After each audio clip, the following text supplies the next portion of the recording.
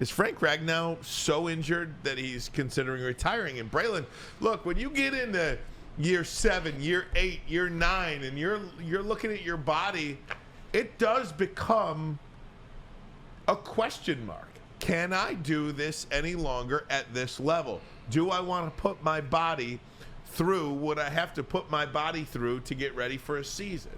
And what Frank Ragnow came out yesterday and told Dave Burkett of the Detroit Free Press, I'm not retiring.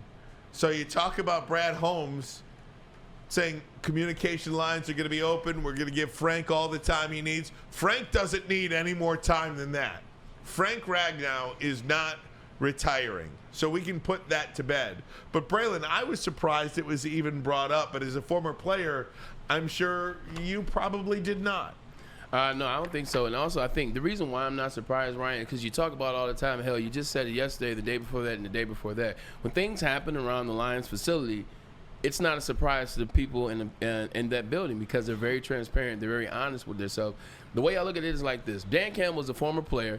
He knows how it is to, like Frank went through it last year, Ryan. Mm-hmm. Like Frank, if it wasn't one thing, it was another. If it wasn't an elbow, it was an ankle. If it wasn't an ankle, it was a toe. If it wasn't a toe, it was his neck in terms of the nerve in his neck. There's always something going on with Frank. So when you got a head coach that cares, when you got a guy like Brad Holmes that cares, they care about their players, and you're legitimately watching what seems to be a guy breaking down, needing Toradol shots before every game, I think it is a real conversation that Dan Campbell probably had with Frank. Hey, look, Frank, man, we love you to death, man, but we don't want you to be out here risking, because you're doing it for us. We want you to know if you made the decision to retire, we will love you, support you 100%. You'll always be in line. You'll always be a part of that.